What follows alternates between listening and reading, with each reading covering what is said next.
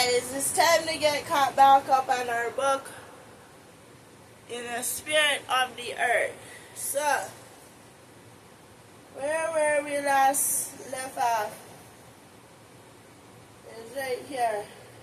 So this is by Calvin Luther Martin, and it's a very interesting book about, the earth and what we speak, what we feel, what we encounter from the earth, It's not just, or what we encounter, or what we could have encountered, or what we expect, or what may have come, or what could have come, from the earth. So we're going to just dive right back into it and see what this next section is about. So, here we go.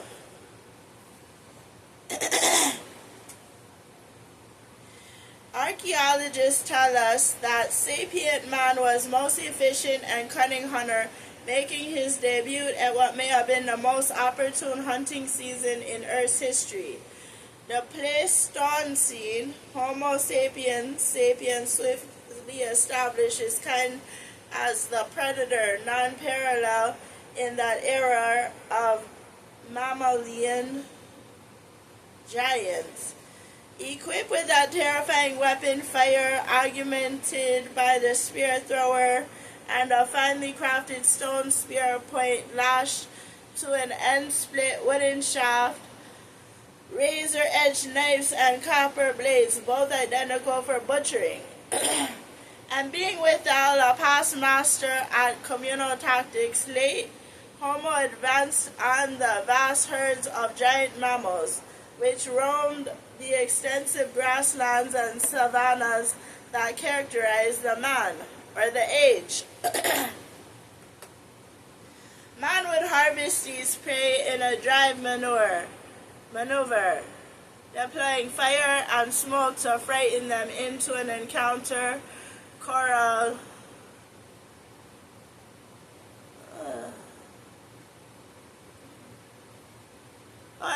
on. Coral of natural features, where they could be slaughtered at leisure.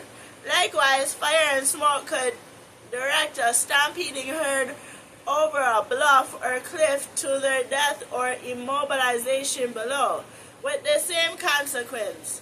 The hurled spear, given superhuman thrust with the added leverage of the alatal, would easily puncture the hide of a giant beast, which in its escape or a ranged charge would simply bleed to death or to incapacitation. So man has hunted big game down through the millennia into our own time. Archaeologists have turned up evidence of each of these weapons and strategies the world over.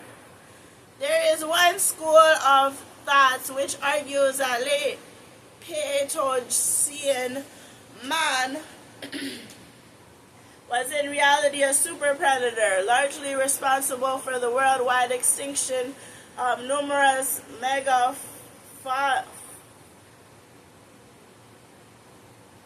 species in late Pleistocene and early post-Pleistocene times. Paul S. Martin, author of this overkill thesis, observes that wherever sapient man and woman migrated over the face of the earth, penetrating continents and subcontinents and major islands that had never been witnessed this new version of Homo. There soon followed a a mega mammalian destruction and extinction of unprecedented proportions. Big game species certainly had vanished into oblivion during previous geological ages. That was not novel. What was new was extinction without replacement by similar adapted species. The literature on the subject is quantitatively weighty, and sometimes technically ponderous as well. The overkill thesis is highly contested by those who feel the evidence is too skimpy or ambiguous to sustain Martin's startling proposal. The other scholars counter that the culprit was more likely climatic stress, creating a breeding crisis, and so forth, while they allow the human predation, but one of the constellation of challenges to mammalian survival. It hardly matters for our purposes whether overkill was the chief cause of all those extinctions, or is enough to appreciate just how dramatically effective man the hunter was in the game-rich and pitiful vulnerable world of the Pleistocene. It is easy to see the vulnerability of the prey in the hunting practices outlined above. Animal native must have been part of that vulnerability. Fearlessness of mankind was an evolutionary fatal trust for many species. As it turned out, archaic Homo, the fruit and the nut eater, come small-scale hunter-fisher, had in the cradle of Eurasia and Africa become transformed into modern humans, still ferocious, but now a tactical hunter of unprecedented wit and deadly force, and possessed of an inordinate appetite for flesh, fat, and marrow. We witness the sad results of such confrontation in the modern analog of whale hunting, for the giant mammal is a trusting and whimsical soul, whose sweet sounds mankind, save for a few traditional Inuit, Aleut, and Amerindians, have forgotten how to sing. There is even the temptation to wonder whether sapient man, as a result of his deadly efficiency, is really the author of the animal fear of our kind. Death wrote easily is in the clothes of man, a literal truth when humans took to wearing animal skins. As in the huge ice sheets receded for the final time, warm, moist conditions returned to the northern latitudes. The Antarctic cap is of less concern here, and vegetation responded predictably.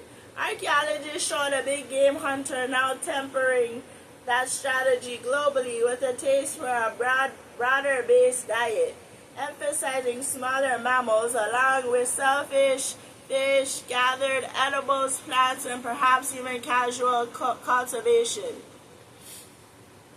We must remember that the rudiments of plant cultivation are largely self-evident and simple.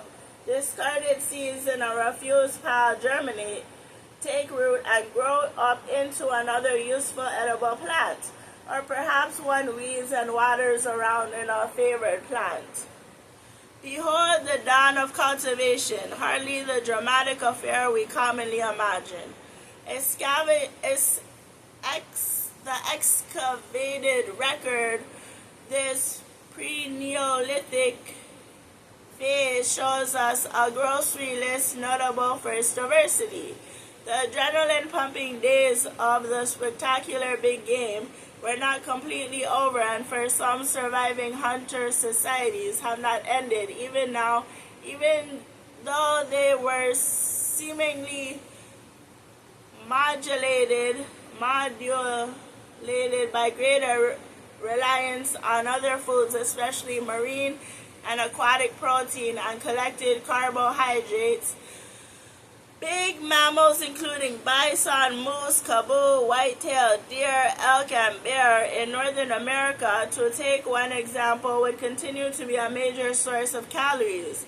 Essential amino acids, minerals, and vitamins found in the marrow and gut contents. and the minute amounts of these few fatty acids humans are capable of synthesizing. But again, the trademark of this emerging mentality and performance, I hesitate to call economy and diversity. What we are witnessing is the so-called economic expression of a major shift in the worldview of hunting and gathering peoples, a shift that in all likelihood was accompanied by, even conceivably initiated by, a change in the language of artistry and of man of the hunter.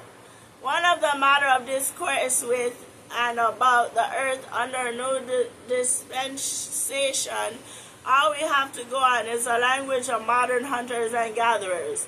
And here one cannot help but wonder if the conservative tone of modern hunter speech marks a lesson learned from the slaughter and extinction of the Pleistocene megafauna. Did that fiasco, if that's what we call it, instill a sense of restraint in mankind's approach to nature? Perhaps what matters so remote and intangible must always remain in the limbo of speculation.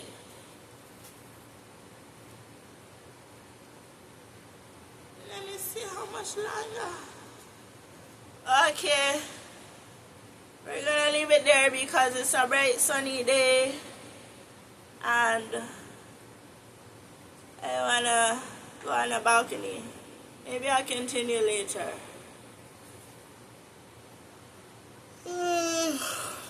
Thank you for listening. Enjoy the rest of your day. Goodbye.